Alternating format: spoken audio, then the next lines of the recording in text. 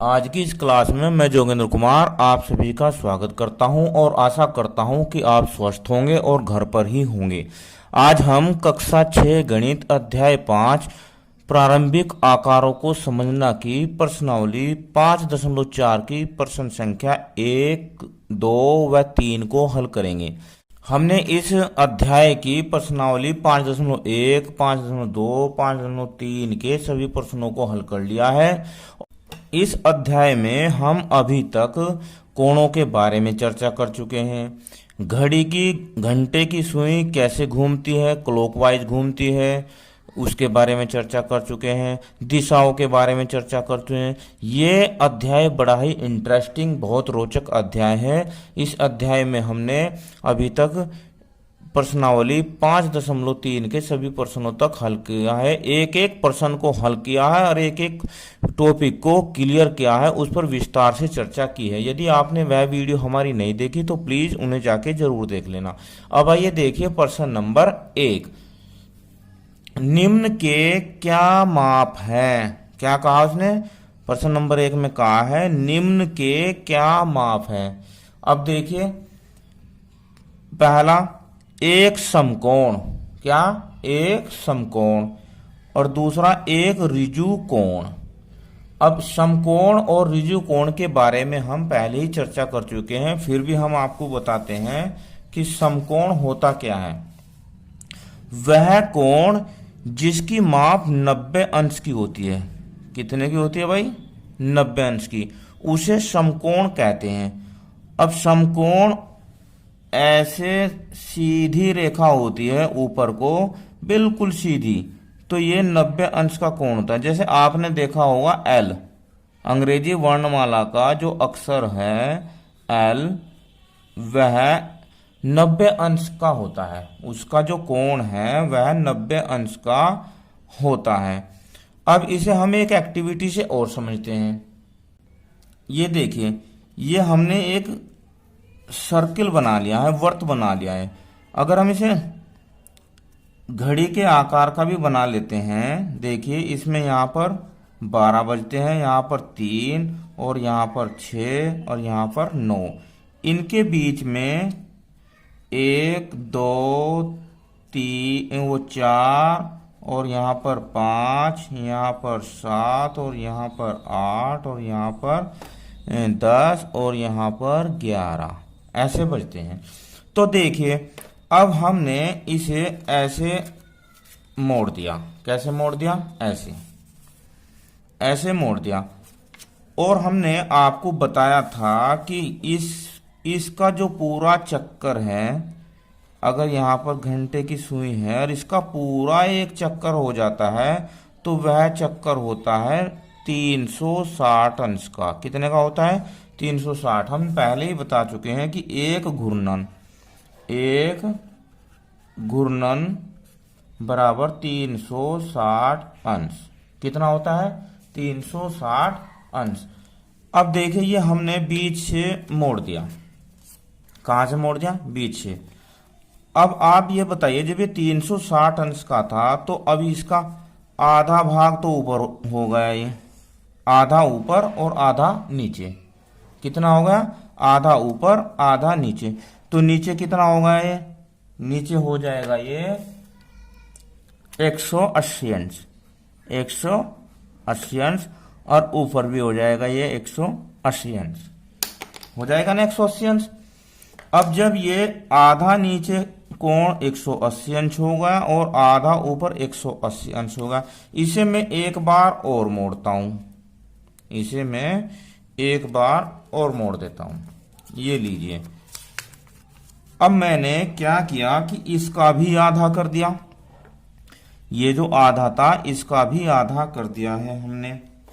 कैसे हो गया आधा? देखो, अब इसका आधा हो गया ऐसे, ऐसे आधा हो गया। अब ये 180 अंश था तो इसका आधा कितना हो गया? 90 अंश। और 90 ही अंश इधर हो गया और 90 ही अंश इधर हो गया और 90 ही अंश इधर हो गया। ठीक है, ये जो ये 90 अंश के हो गए 4। 90 90 90 90 तो हो गया कितना? 360 अंश। 360 अंश हो गया। अब अभी हमने बताया आपको कि ये बिल्कुल सीधा कोण, कैसा, ये जो बिल्कुल सीधा कोण है, देखो यहां से यहां, ये 90 अंश का होता है। कितने का होता है? 90 अंश का। और 90 अंश के कोण को ही हम समकोण कहते हैं।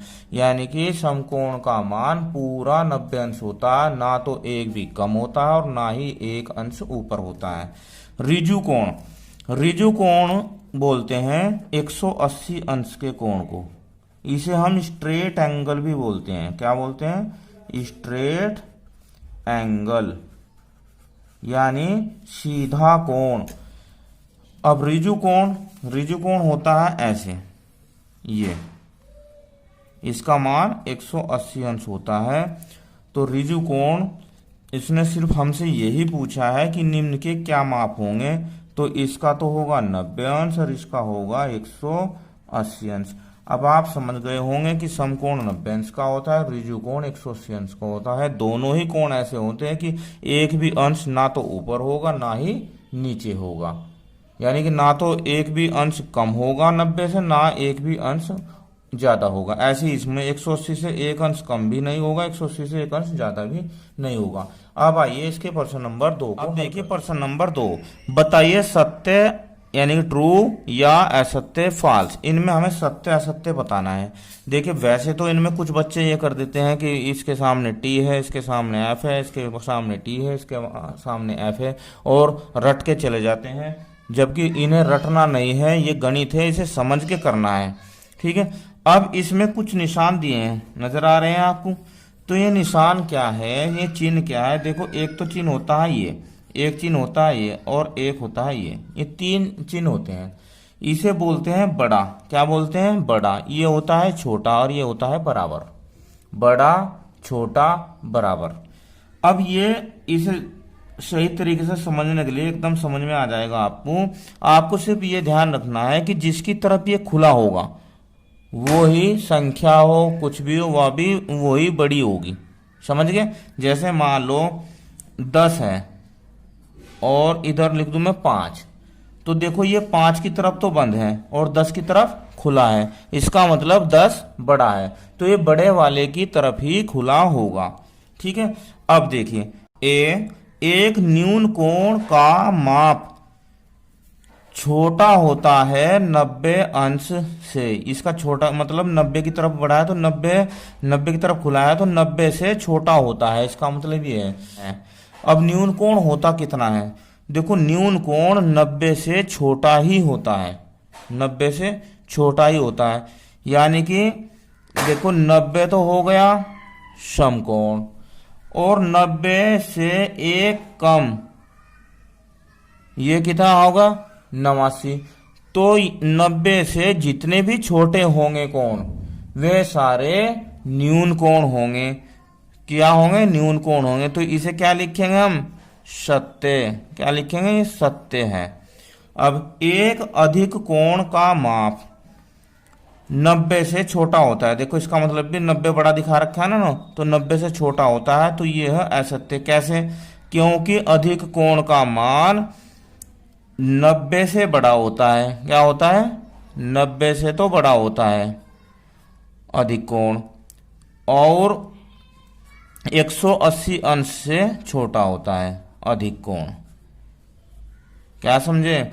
अधिक कोण 90 अंश से बड़ा और 180 अंश से छोटा होता है, यानी कि 90 और 180 अंश के बीच का मान होता है वह अधिक कोण होता है। तो ये क्या हो जाएगा भाई? असत्य। क्या हो जाएगा? असत्य। ये सवाल हमें समझ कर करने हैं। एक प्रतिवर्ती कोण सी का मान 180 से छोटा होता है। अब प्रतिवर्ती कोण किसे कहते हैं? हमने पिछली वीडियो में बताया आपको। एक प्रतिवर्ती कोण एक ऋजु कोण से बड़ा होता है और संपूर्ण कोण से छोटा होता है। अब संपूर्ण कोण हमने आपको बता रखा 360 अंश का, तो 360 अंश से छोटा होता है, पर 180 अंश यानी ऋजु कोण से बड़ा होता है, तो 180 अंश से बड़ा होता है। तो क्या होगा? यहां पर आएगा प्रतिवर्ती कोण। कहां पर आएगा? प्रतिवर्ती कोण। तो अब देखो उसने कहा 180 से छोटा है होता है, इसलिए यह भी क्या हो गया, असत्य हो गया। अब एक संपूर्ण घूर्णन का माप 360 अंश होता है। बिल्कुल, हमने कई बार इस पे चर्चा कर चुके हैं कि एक संपूर्ण घूर्णन का जो माप होता है वो 360 होता है, इसलिए यह हो गया सत्य। अब सी में देखो क्या कहा, यदि एम का मतलब होता है माप, ए की माप कितनी है 53 अंश और बी की माप कितनी है 35 अंश, तो ए क्या लिखा है इसने, तो कोण ए बड़ा होगा कोण बी से। अब देखो क्या है, कितना दिया है 53 अंश और ये कितना दिया है कोण बी 35 अंश। अब देखो आप ही देख लो, 53 बड़ा है 35, 53 अंश बड़ा है 35 से, है ना, 35 से। तो अब हम लिखेंगे कि एम कोण ए बड़ा है एम मेजर कोण बी से, यानी कि कोण ए की माप बड़ी है कोण बी की माप से, ये इसका आंसर हो जाएगा और ये हो गया सत्य। क्या हो जाएगा, सत्य हो जाएगा।